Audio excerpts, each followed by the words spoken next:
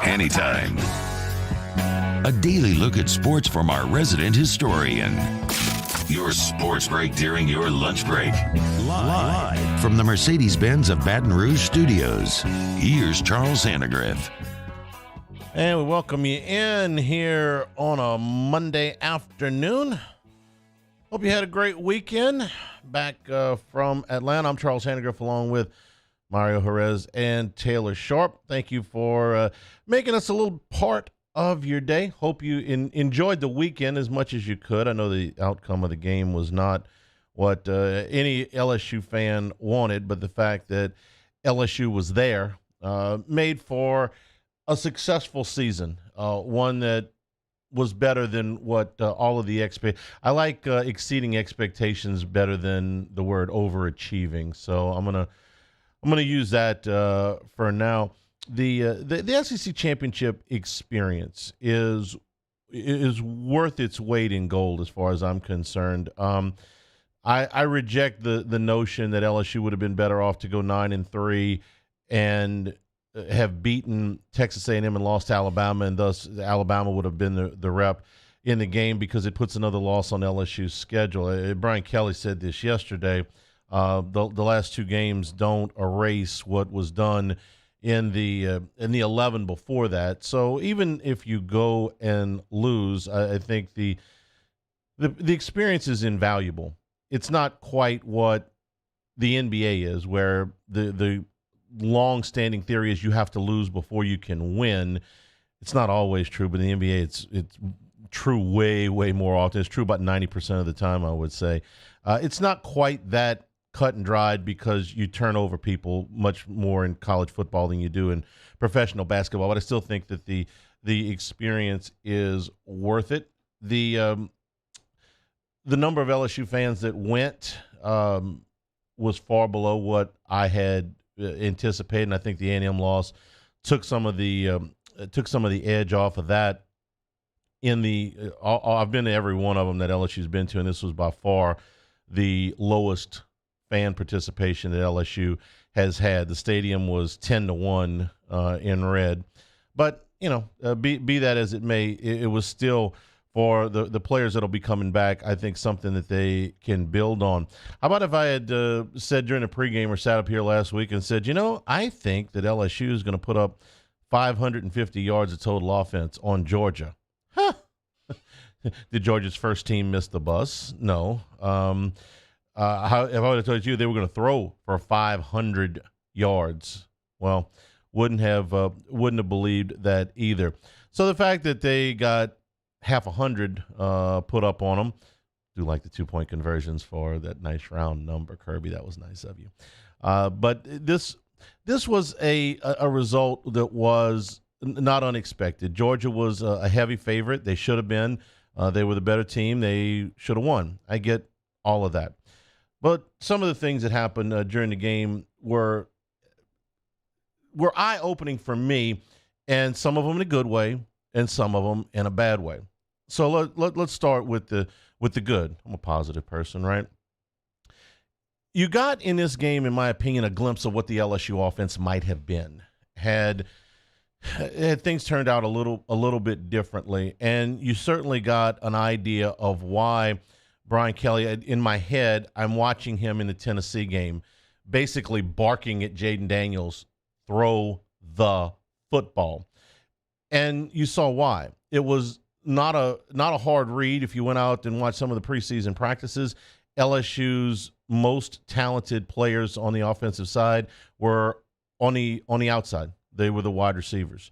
And putting the ball in their hands, LSU was stacked at wide receiver. They were not stacked at running back, as nicely as I can put it. And that's why it became so important that they get the ball in the hands of those playmakers. And sometimes Daniels did it, and sometimes he didn't. That was the euphoria and the frustration. Make no mistake, this is not saying that LSU would have gotten where they got to without Jaden Daniels' running ability and with some of the things he did in the Alabama game, in the Ole Miss game, that really were difference-making things. The frustration came from the fact that Daniels is every bit capable of putting up games like this. He has the arm strength. He has the size. He has the experience level.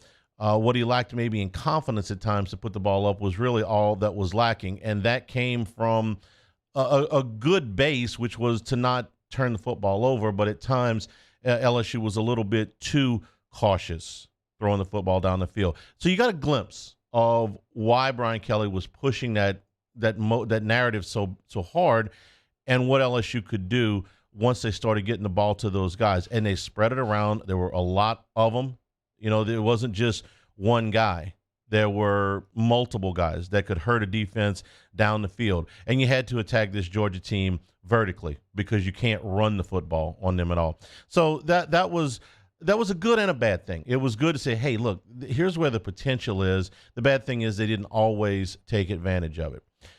On the defensive side of the ball, I think that LSU, more than anything, simply got tired. They got worn down.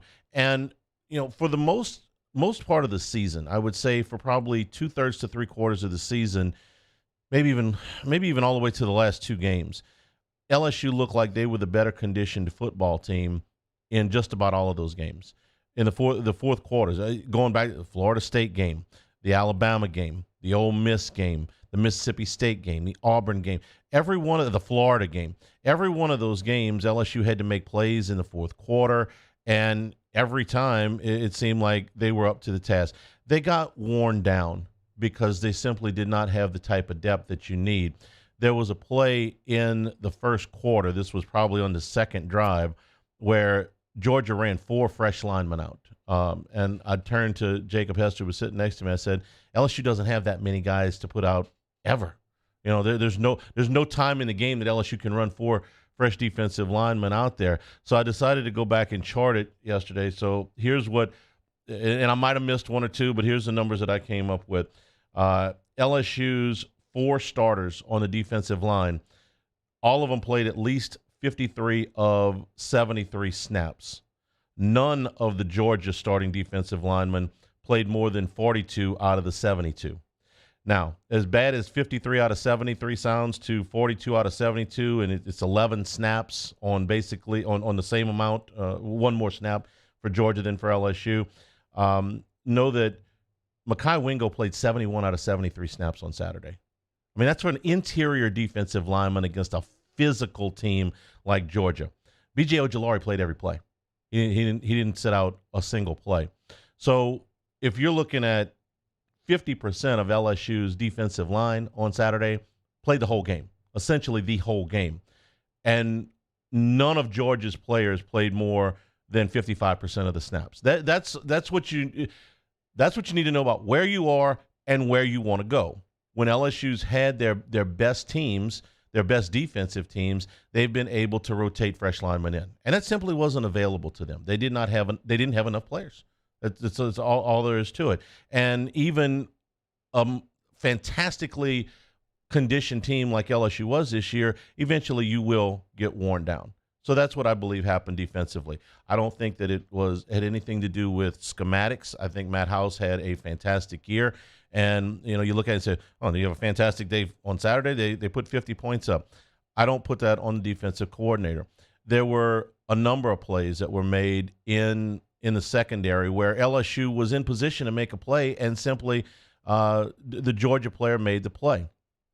I mean, LSU doesn't have anybody really that can guard Brock Bowers. You know, that play they run down by the goal line, you run that properly with that guy, it's like Miyagi's karate kick. There's no defense to it. You don't have a dude that can go cover that dude. So some of this stuff I think is going to be fixed with an influx of more talent, another year in the program for some guys that didn't play this year. You take a guy like Savion Jones, who I think is going to be a major contributor for them next year, or Quincy Wiggins, who I think is going to be a major contributor this year, and those guys didn't play a whole lot. Certainly Mason Smith, getting him back. You're going to have more dudes coming. But right now, you got the most out of the dudes that you have there. So that's why I'm optimistic about offensively, what they can do. I would open up the quarterback position in the spring and say, listen, we are going to throw the ball down the field come hell or high water, so who wants it? And defensively, I think once you have an influx of more people, you will have a better rotations. You'll be more physical. You'll be fresher. And I think you'll improve there too. Now, that's offense and the defense. The special teams, wow. My mother told me, can't say anything nice. Don't say anything at all. So I guess I could go to break, but I got to finish up. I got to finish the segment here. Nicely as I can put it, the special teams were a disaster in game 1. They were a disaster in game 13, and they were a disaster in every game in between. They never got better. You can call it personnel. You can call it coaching. You can call it whatever you want to say. They were bad, and they never got any better. I can point to one play the entire season that I thought had a real positive impact on an LSU game in special teams. Ramos's field goal at Florida. That was a 47-yard field goal. That's a long kick. The game was on the line, and it put the game away. It extinguished any hope that Florida had to come back because it made it a 2-score game, and that's it. Not to say that Bramblett didn't have a reasonable year punting the football. He wasn't bad. He wasn't great, but he wasn't bad. But those game-changing plays, a long punt return, a long kickoff return, a blocked kick, never happened for LSU. Not once. And all of the little things that you expect with special teams. Listen, you have special teams plays, you're going to have blocking it back. You're going to have holding penalties. You're going to have some things called back. I mean, the one punt that they did break was called back for an illegal block. But so that's kind of the cost of doing business with special teams. But you never got the big game-changing play, the game-altering play in LSU's favor. You had plenty of them go against you. And, to not know the rule is one thing, all 11.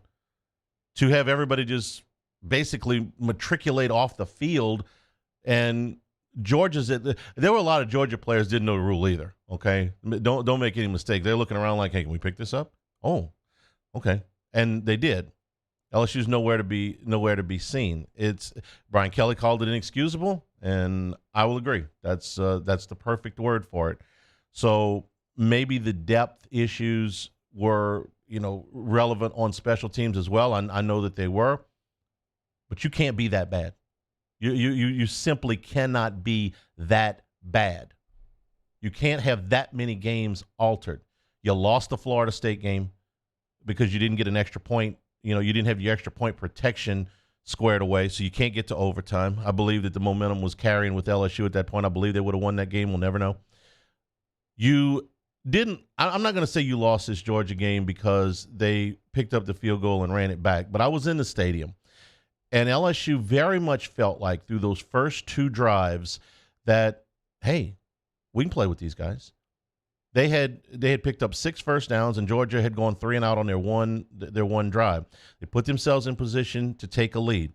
Even if he misses the field goal and it's 0-0, you still feel, okay, hey, we've had a good first quarter here. And all of so much of the air went out of LSU when that came in.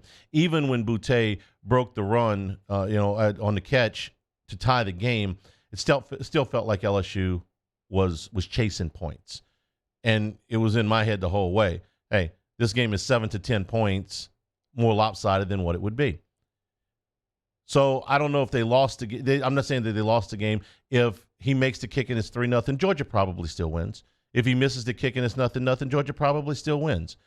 But at that point, it was such a gut punch that I don't know that LSU ever felt as comfortable in that game after the kick.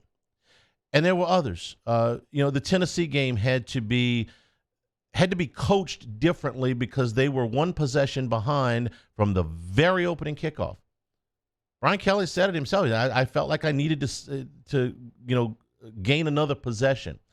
That's why he's going for it on 4th down when he probably, at least the 3rd time, shouldn't have gone for it on 4th down. Why? Because they were behind from jump. Do whatever it is you need to do, reassign, change, whatever it is you got to do. You can't be that bad on special teams again. Not for 13 weeks. 13 weeks worth of bad means either you didn't have enough personnel, which I don't believe to be the case, or you didn't coach it right. You had to show some improvement in any facet. You weren't a great punting team. You weren't a great kickoff team. Let me back this up with numbers, okay? LSU had 41 punt return yards for the year. In 13 games, 41 punt return yards. Their opponents had triple that. LSU averaged 19 yards per kickoff return. If you feel like the average kickoff that is not a touchback that's brought out is fielded somewhere right around the goal line, then not only did you start behind what would be a touchback by 6 yards, you're behind the NFL number. You're behind a touchback number by a yard. It adds up, you know. How many change of possessions do you have where you're constantly losing field position? Bill Parcells said it a million times. He said every 100 yards worth of field position is worth 7 points. It doesn't always work out exactly like that way, but his point is, hey, listen, these field position statistics matter. Hidden yards, whatever you want to call them. LSU was behind. It was literally like they started every game behind by 6 to 15 yards. And does that matter? Yes. Hell yes, it matters. Got to get that fixed. However, Brian Kelly decides to get that fixed. They will go through the film in the offseason and look at their special teams and say, we did not, for all the good that they did, and they did a ton of good. The offense got better. The defense got better. They mixed and matched personnel.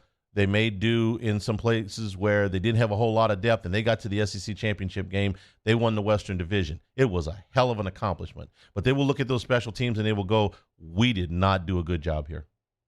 So that's kind of my, game plus a little bit of big picture thrown in. LSU will be playing in the Gordy Bowl against Purdue. Very excited for Gordy and his family because, you know, if you don't know, Gordy started his college career at Purdue and ended it at LSU, and this is the first time that the teams have played. Did get a chance to see a little bit of Purdue and Michigan in the second half. Purdue had the Purdue-Michigan game had some similarities to the LSU-Georgia game. You had, on the Purdue side, the LSU side, you had a game team that stayed in the game for a while that was outmatched personnel-wise, but that it came to play and certainly played hard, but the other side simply had too much ammunition. That's what happened to LSU, and that's what happened to Purdue. They were in that game for a long time, and eventually Michigan just wore them down and wore them out. I think you've got an excellent chance to win this game and finish the season on a good note. I by no means feel like this is a be-all and get-all game. It's an exhibition. It's an opportunity here during these bowl practices to get some of the red shirts and some of the players that didn't play a whole lot some valuable experience and move on from there. So good on LSU there. Lots else to get to. The committee, thankfully, got the 4 teams right. Appreciate that. Got some thoughts on the politicking that went on Saturday night that I had a chance to watch when I got back from the post game. We'll talk a little bit about that as well. This is Hanny Time, 104.5 ESPN Baton Rouge. This is Hanny Time. Acura and Infinity of Baton Rouge. You know, my family's been buying their vehicles there for quite some time, and we'll continue to do that. Got one that we need to purchase at the beginning of next year. Certified Pre-Owned program is second to none. All of the benefits that you get with it, including the 6-year unlimited mileage warranties, the complimentary first-year basic maintenance, and this comes after a comprehensive 167-point inspection to make sure your vehicle is up to code.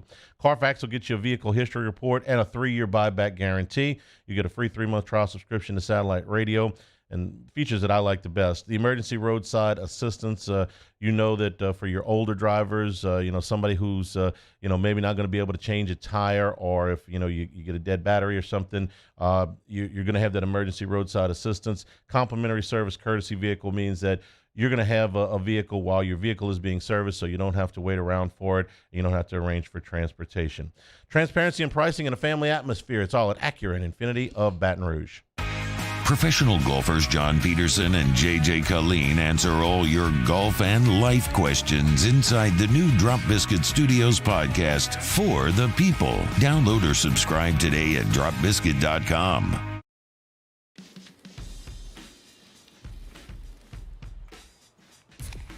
Light beer shouldn't taste like water. Miller Lite has more taste and only 96 calories. It's Miller time. Follow us on Twitter at 1045ESPN to cast your vote in the Citizens Bank and Trust poll of the day. Vote daily inside Off the Bench, Hanny Time, Hunt and Hill. And after further review, Citizens Bank and Trust brings you the poll of the day via Twitter at 1045ESPN. Bayou Chrysler Dodge Jeep Ram has $11,000 off MSRP plus 2.9% with 72 months on all new 2022 Ram Black Widow trucks in stock. All new Bayou vehicles come with a 1 million mile powertrain warranty and free delivery. If you need sales or service, the crew at Bayou is going to do right by you. I've been doing business with Luba for 25 years. They're dependable, trustworthy. It's just the attention to detail with our clients.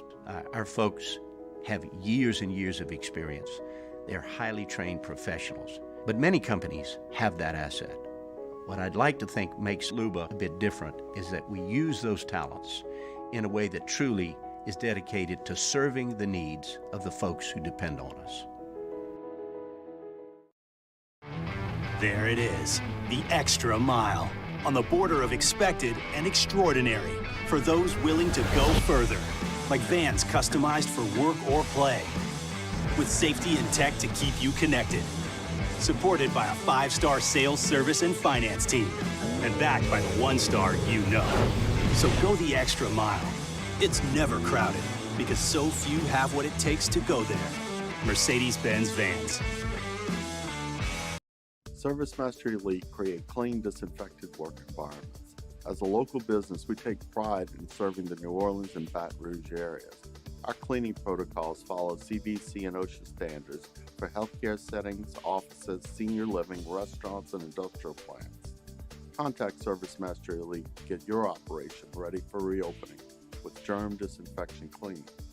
ServiceMaster Elite, the trusted choice in professional cleaning since 1996. It's no secret. The best oysters in Baton Rouge are at Jolie Pearl Oyster Bar. Enjoy mouth-watering South Louisiana flavor and oysters from all over the country. And don't forget our nightly drink specials.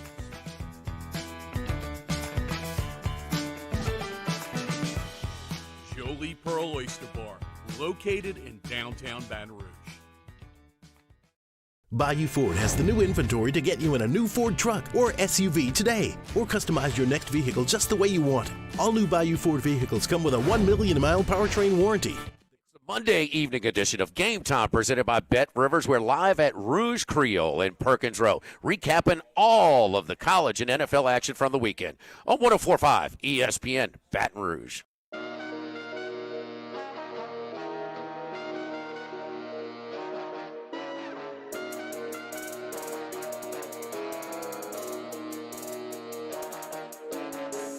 This is Hanny Time with Charles Hannegriff on 104.5 ESPN Baton Rouge. Podcast is up. The Handycast. Gordy and I did a review of the LSU and Georgia game. That's up right now. You can get it where you get podcasts, also at 104.5 ESPN.com. I want to be clear that, when I'm talking about throwing the football down the field, that I'm not saying that that's something that Jaden Daniels can't do. In fact, it's my preference that he remain as a quarterback because he's capable of doing that. Plus, he brings the running element to it. It would be different if he didn't have the arm strength, or he was throwing the ball into coverage constantly. He doesn't do those things. He doesn't make a lot of mental mistakes. Now, he's not the most accurate quarterback in the world, but he's capable of making all those throws down the field. I think personally, with a good off season, same quarterback coach and a good off season, I think Jaden Daniels could make a huge leap. And we talked a little bit about it in the podcast. And I don't know what Daniels is going to do, by the way. I think that there could be an NFL future for him. I don't think it is right now. He's got to get better at making the he's got to get better at making those simple throws, those consistent throws, the ones you got to make, falling out a bit.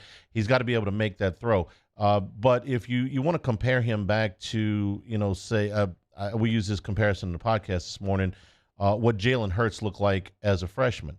I didn't think, it was a mistake on my part. I said, listen, I think the guy's a really good college quarterback. He does a bunch of things, but they tailored that offense to where he was not asked to do things that he couldn't do. And I thought, well, he's probably never going to be a quarterback that's, going to be able to throw in the tight windows in the NFL and be an upper echelon quarterback. And I was wrong. And so I don't want to make the same mistake with Daniels. Just because he can't do that now doesn't mean the physical attributes are all there. So it's a matter of reps and confidence. And so my strong preference is for it to be, Daniels that they go forward with if he has the kind of offseason I think he's capable of. And I think that is in his best interest, too, because it drastically upgrades what the NFL would think about him. Now, is he going to do that? I don't know. I also think that Garrett Nussmeier has certainly shown them enough that he should be given an opportunity to compete for the starting job in the spring. And I feel like the same thing for Walker Howard. We haven't really seen him play, but I think he deserves that opportunity. So I don't want it to seem like, hey, I believe that this quarterback's absolutely the best, and that should be decided before they ever start spring or before they start fall camp. But I believe that it's in their best interest that if Daniels had the kind of offseason that I would hope he would have, that they would move forward with him because he can bring you that whole package. Now, if you go back, you get into spring, you get into fall, and it turns out he's back into some of those old bad habits, then, of holding the ball too long, then you gotta kind of make a call. I want to talk a little bit about the playoff. I thought the committee got it right. I thought that the TCU Kansas State game was every bit as good a game as we thought it would be, and TCU came up 6 inches short at the goal line on the fourth down. I was flabbergasted that they decided to pull a lineman on that play.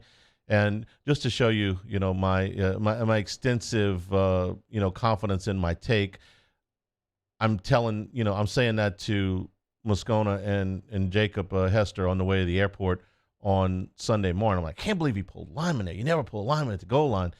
And Hester, the iconic LSU running back who, made it on 5 fourth downs against Florida 15 years ago, said, well, we pulled a lineman on the goal line and I scored. Okay, well, all right. Well, good for you, Jake. Thanks for ruining my argument. But anyway, the lineman pulling caused a penetration. They didn't make it. But it was a close enough game that I thought TCU did enough to get themselves in the playoff. I thought Ohio State did enough to get themselves in the playoff. And I didn't think Alabama did enough to get themselves in the playoff. Their best win was, as it turned out, a 1-point win at the University of Texas. Well, TCU beat Texas. They beat them by more. And they also, be it by a product of losing, but they added a win over the Big 12 champion over the weekend. Okay, I know it was in a losing effort, but that still adds to the resume. And the Big 12 may not have had the marquee team, but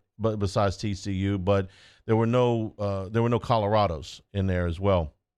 I was uncomfortable watching Nick Saban politic when I got back to the hotel after the post game, and he's literally going from show to show. It's all over everything, and I'm like, really?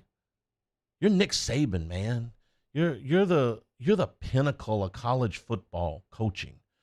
You're the best to ever do it. You got more national titles than anybody. And my guess is that somebody at Alabama said, Nick, you need to do this. I can't imagine that this was his idea, that he went and said to their sports information people, hey, call up ESPN, tell them I'll go on. I want to do. Maybe he did. It was just so beneath him. This guy's an icon. He's a Hall of Famer. He's the GOAT. He's the best. And, they put him, they put a sports coat on him, and they put him at his desk at 11 o'clock on a Saturday night to beg that they got in. Like, really? And then the argument that I was okay with him making the argument that their 2 losses were on the road on the last play of the game to 2 good teams. Okay, that washes. That's fine. You conveniently leave out the part where you could have lost at Texas. You could have lost to Texas A&M. You were in harm's way there for a minute against Arkansas in the second half before you pulled away late. But be that as it may, I understand how to make an argument. I understand debate. It's kind of what I do for a living. You make your points and you emphasize your points. You downplay the opposition. But gosh, it was uncomfortable listening to him talk about Vegas point spreads. What do you think the response would have been? I don't have to ask. I know, but I'll just ask you guys.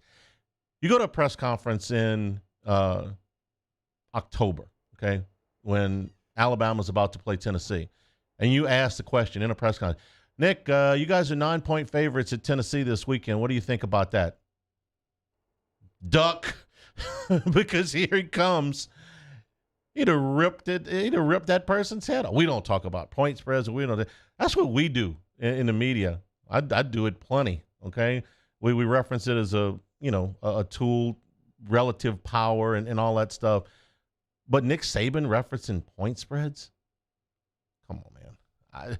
It made me uncomfortable. I'm sitting there going, am I really watching this?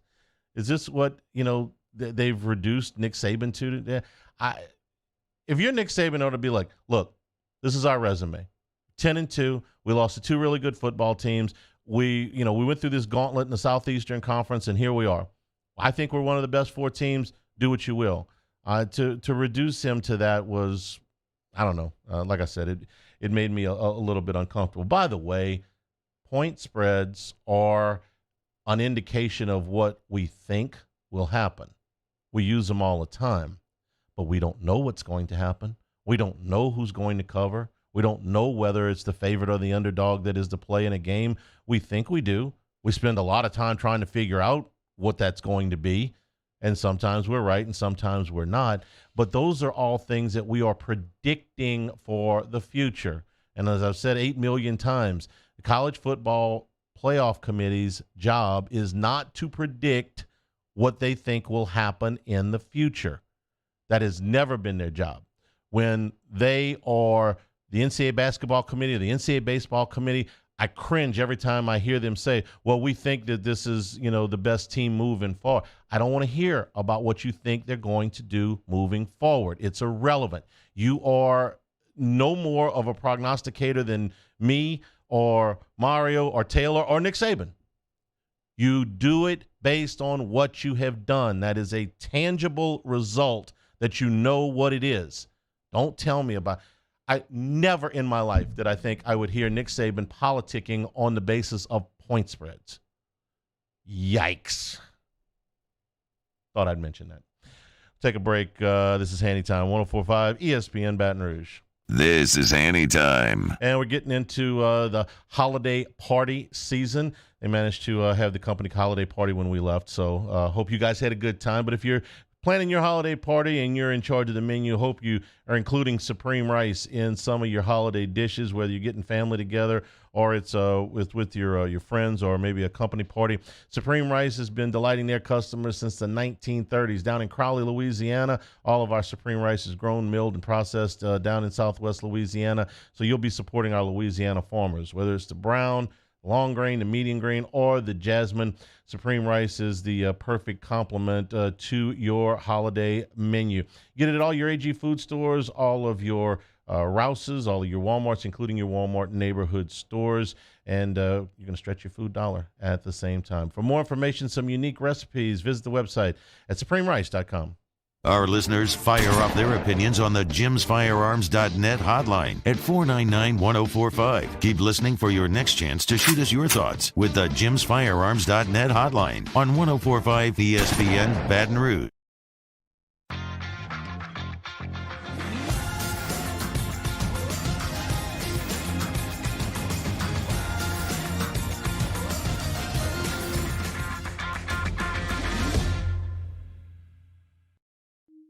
A third of youth who grow up in foster care are homeless 18 months after aging out of care.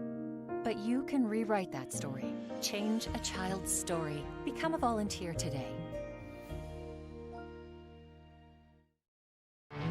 There it is, the extra mile, on the border of expected and extraordinary, for those willing to go further, like vans customized for work or play, with safety and tech to keep you connected, supported by a 5-star sales, service, and finance team, and backed by the 1-star you know. So go the extra mile. It's never crowded, because so few have what it takes to go there. Mercedes-Benz Vans. Crime has serious consequences, but anyone can make a mistake. If you find yourself in trouble with the law, know that you have rights, and it's okay to demand them. The law offices of O.C. Brown are here to protect you and your rights. Felony or misdemeanor, DUI or drug charge. No matter what crime you're accused of, you still have rights.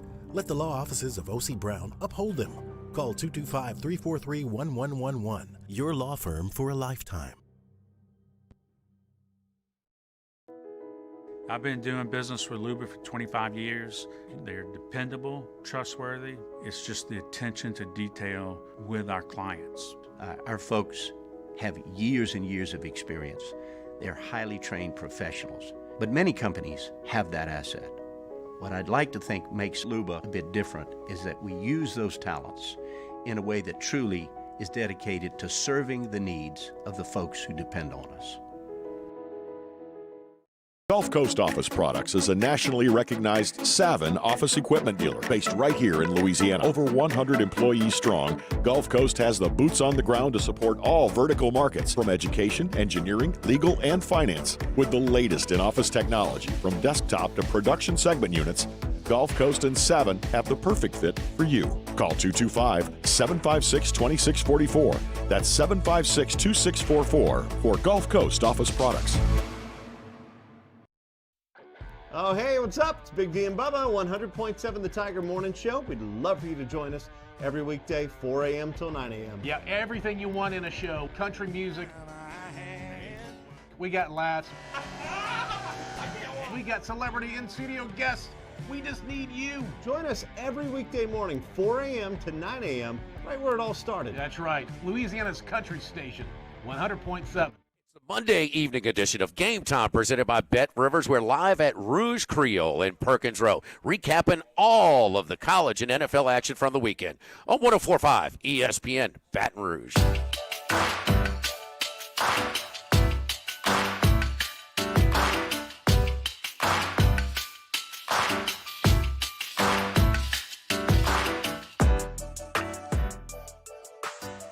This is Hanny Time with Charles Hannegriff on 104.5 ESPN Baton Rouge. Saints and the Bucks tonight. Mario, we got an update? Yes. So according to Ian Rappaport, it looks like the Bucks will get some starters back on defense tonight. Looks like Akeem Hicks and Vita Vea both coming back along the defensive line. They were both listed as questionable. I'm having a hard time getting motivated to watch that game tonight. Although it does look like a short line to me. But that division is so bad that the Carolina Panthers fired their head coach and cut their starting quarterback. They didn't just bench him. They cut Baker Mayfield today. They went into the season, Matt Rule is their coach, and Baker Mayfield is their starting quarterback. They fired Rule, they cut Mayfield, and they're still alive in the division race. How bad is that? Having a hard time getting my motivation up to watch that game tonight. I'm trying to. I can't. I'm rooting for the Saints to win. If the Saints win, what does it matter? So I could root for the Saints to lose so they get a high draft. Oh no, that's right. No, that's not going to work either. So I guess I'll just watch. You didn't have to prompt me too much to watch Cincinnati and Kansas City yesterday. It's the third time that Cincinnati and Joe Burrow have beaten Patrick Mahomes in the last 11 months. No small feat to beat those Chiefs. Watching them yesterday, so there's a few things that the third down play to ice the game was one of the best throws you'll ever see. With the amount of time that he had to get it off, the window that he had. I was looking at one of those. It's called Gen X stats. There was 18 inches of difference between where Higgins was and where the defensive back was. Talk about a tight window in the most important play of the game. And they had to do it because, Burrow said it after the game. You want to give the ball back to Patrick Mahomes with, less than a touchdown lead? Don't think so. We're going to go end it right there. The offensive line is better. They've only allowed 4 sacks in the last 5 games and just 1 in each of the last 2 against the Titans and the Chiefs. I bring it up because those are the teams that they played in the playoffs last year. And in those 2 games, I think they sacked Burrow 114 times, just twice in the last 2 weeks. I like P. Ryan too. He runs the ball hard. He's a versatile back and catch a football. Does a lot of things well. He picked up the slack for Joe Mixon not being there yesterday. That was a fantastic ball game. There were a few yesterday in the NFL that I was kind of glued. We got back early, so I got a chance to watch the entire day's worth. Commanders and Giants was good as well. Dolphins and the Niners was an interesting game, if nothing else. Our man Brock Purdy from Iowa State, who we probably watched, 24 times. It seemed like we always had an angle on Iowa State and Brock Purdy, and he made some throws yesterday for a guy that was not supposed to play. They've now lost 2 starting quarterbacks. It's the best defense in the football. They got weapons galore on the offensive side. I mean, McCaffrey and Samuel and Kittle, and now this kid's being handed the keys. And hey, I don't think they're going to go sign Baker Mayfield. Put it that way. He did a heck of a job. He kind of outplayed Tua. Really, I mean, you think about the two interceptions yesterday. So that was interesting. And then last night, Cowboys against the Colts. Listen, I'm not saying this because he's a former Falcon. I got a lot of respect for Matt Ryan. Guys had a terrific career, a Hall of Fame career, perhaps. And, at one point he was the best quarterback in football. The year he won the MVP was probably the best quarterback. They thought he was the best quarterback in the league that year, and I would have agreed. But, brother, it's time to retire. I mean, he doesn't have it anymore. It was very similar to what Phillip Rivers went through that last year. You're a great player for a long time. You ain't got it. You ain't got it anymore. I wanted to talk about Deion Sanders here for a second. Taking the Colorado job. I'll leave the opening meeting where he basically told the whole group of them, "You guys ain't any good." That'll make for an interesting transition. But I'm fascinated to see what Deion's going to do with the Colorado program, because I think this is an interesting reclamation project, because Colorado in the late 80s and early 90s was one of the better programs in the country. The Colorado job came open the same year the LSU job did, when Jerry DiNardo got the LSU job. And I can remember doing the show that day and taking calls and saying, well, LSU's a better, people saying LSU's a better job than Colorado. No, it's not. 1995, it was not. Colorado was a better job. I mean, they went and hired Rick Neuheisel that year, and he ran off back-to-back 10-win seasons. Colorado was a better job in 1995 than LSU, hard as that is to believe. But it comes back down to the same thing that we talk about a lot when we talk about these jobs, and it's resources. And at that time, Colorado had an athletic department that was willing to put some resources into the football program, and LSU didn't. LSU had an athletic director that wanted to do everything on the cheap. So the Colorado job was better. But they've never really recovered from the Gary Barnett scandal. Barnett was fired for, some the things that went on in that program off the field were appalling, to put it nicely. And that was in 2005. They've had one winning season since then. I mean, that's a long, long stretch. Mike McIntyre had a winning season in 2016, and that's it. He was National Coach of the Year, and 2 years later they fired him. So my first thing is, what kind of resources are they going to give Deion Sanders to work with? Because he's proven that he's going to be an elite recruiter. So if they give him the resources to get players in there, he can take it he can take it from there. The other thing, but I don't know that is going to be true. I think that he will be a very, very powerful fundraiser as well that will help pump some badly needed revenue back into that program. So I think he solves that problem too.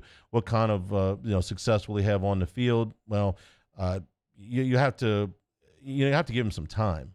I mean, this group has been really bad for a really long time. So to expect them to just completely turn it around in 1 or 2 years, I don't know it's realistic there. Also interesting is a piece that was put out by our friend Tim Brando this morning, which said that he expects that Colorado will be back in the newly reconfigured Big 12. That would be interesting, because that Big 12 with Oklahoma and Texas going out would not have what you would call a marquee program in it. And so it would be a lot of programs that had potential, but were not among those, lifelong blue bloods like Oklahoma and Texas would be. Is there a lot of difference between taking the Colorado job and the TCU job? TCU was 5-7 last year. Right now, there's a ton of difference in those two programs. TCU has been reinvesting and reinvesting and reinvesting, and Colorado hasn't. Maybe the move to Sanders will cause them to reinvest in the program, but if they don't, he's going to be fighting with one hand tied behind his back. Something tells me that Deion Sanders wouldn't have taken that job if he wouldn't have had certain assurances as to the resources that they're going to pump back into that program, because he had other options. This one was the one he liked the best. So we'll see. It's an interesting program, but they've been down for a long, long time, and it was on the heels of, like I said, some pretty appalling stuff off the field. Take a break. Take some of your questions out of the chat when we return. This is Hanny Time, 104.5 ESPN Baton Rouge. This is Hanny Time. Your business owner, you're probably having some problems with staffing. It's a very widespread industry problem. So let the folks at Tiger Labor and Staffing help you out. You want to talk about save some time and the headaches. They'll do all your interviews, your background checks, take care of your payroll expenses, your screening, your training, all of those things so that you can focus back on your day-to-day activities and get your goals in order. You don't have to worry about no-show interviews. You don't have to worry about unqualified applicants. They'll handle the interview process and the onboarding at Tiger Labor and Staffing. Whether you need somebody for a day, a week, or a month, you control your labor expenses. You get flexible. If you need seasonal employees, like during the holidays, they can handle that as well. You lower your employment risk. Attempt to hire options, only 60 days. That's the lowest in the industry. And if you're looking for a job, Tiger Labor and Staffing welcomes skilled and unskilled labor. They'll match you with a job that fits and get quick turnarounds on pay. Tiger Labor and Staffing, success begins with the eye of the tiger. Go to tigerlabor.com. In times of need, get a full list of phone numbers, websites, and other important emergency information on the Demco Stormwatch page at 1045ESPN.com. Bayou Ford has the new inventory to get you in a new Ford truck or SUV today, or customize your next vehicle just the way you want it. All new Bayou Ford vehicles come with a 1 million mile powertrain warranty. The crew at Bayou Ford is going to do right by you. Louisiana. It's a place defined by culture, by pride, by passion, by people who do more than love this place. They celebrate it, elevate it, champion it. They are the individuals who embody what makes Louisiana great. The companies that make Louisiana a better place to work and live. The nonprofits leading transformational change in our communities.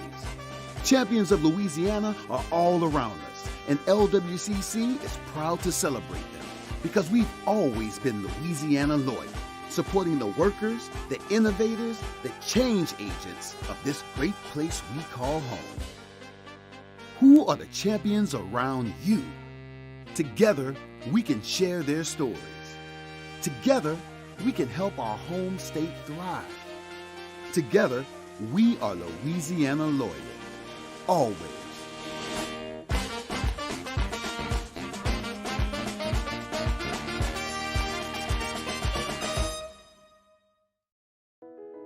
I've been doing business with Luba for 25 years. They're dependable, trustworthy. It's just the attention to detail with our clients. Our folks have years and years of experience. They're highly trained professionals. But many companies have that asset. What I'd like to think makes Luba a bit different is that we use those talents in a way that truly is dedicated to serving the needs of the folks who depend on us.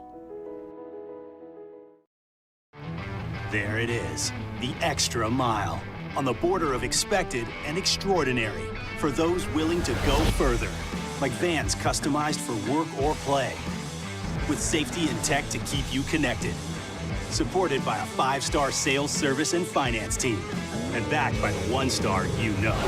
So go the extra mile. It's never crowded, because so few have what it takes to go there. Mercedes-Benz Vans.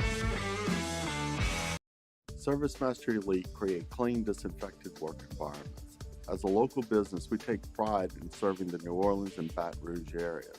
Our cleaning protocols follow CDC and OSHA standards for healthcare settings, offices, senior living, restaurants, and industrial plants. Contact ServiceMaster Elite to get your operation ready for reopening with germ disinfection cleaning. ServiceMaster Elite, the trusted choice in professional cleaning since 1996. There's nothing better than tailgating, but it can be a lot of work. So why do it yourself? Monday evening edition of Game Time presented by Bet Rivers. We're live at Rouge Creole in Perkins Row, recapping all of the college and NFL action from the weekend on 104.5 ESPN Baton Rouge.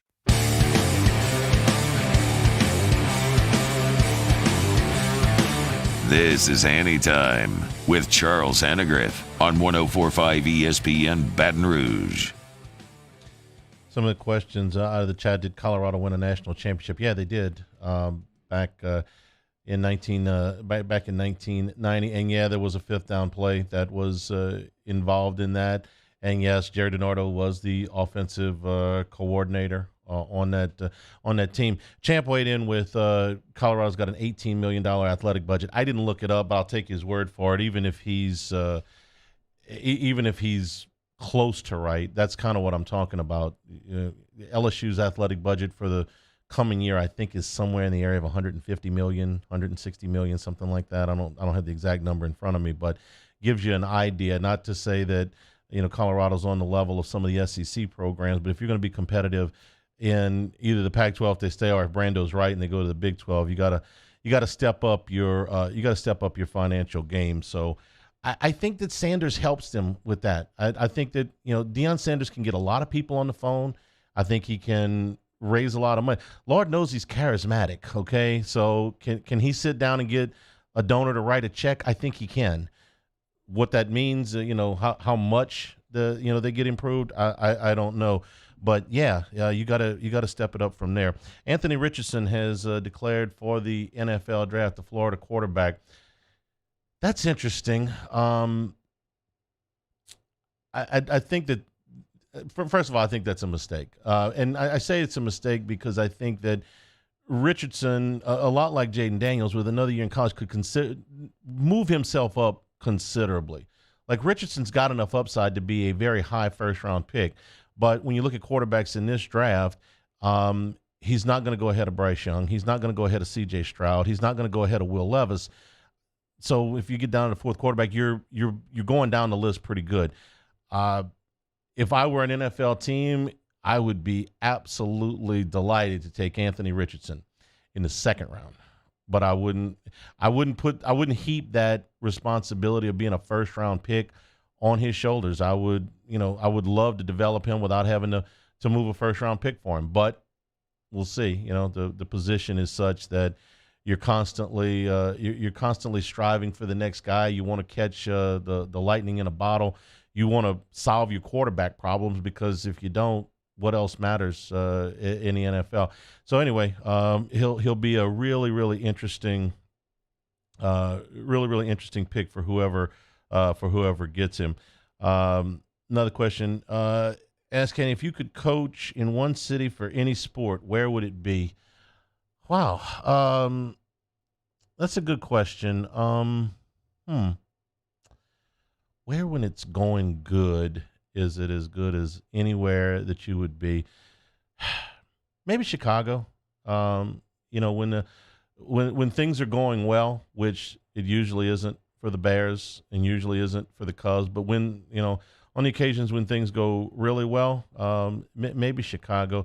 I would say Philadelphia, but man, when things going bad, that's that's a really really tough one. So I don't know, maybe Chicago. I have to think about that. That's it's not bad. I would say Las Vegas, go coach the Raiders, but I might be a little bit distracted. Might not do the job all that well. Thanks to everybody for participating. Saints and the Bucks tonight. You hear it on Eagle 98.1. We'll also be on with Jimmy Ott from Rouge Creole in Perkins Row. We'll be on ESPN at 6 o'clock tonight. For Taylor and Mario, I'm Charles Hanniger saying thank you and good afternoon.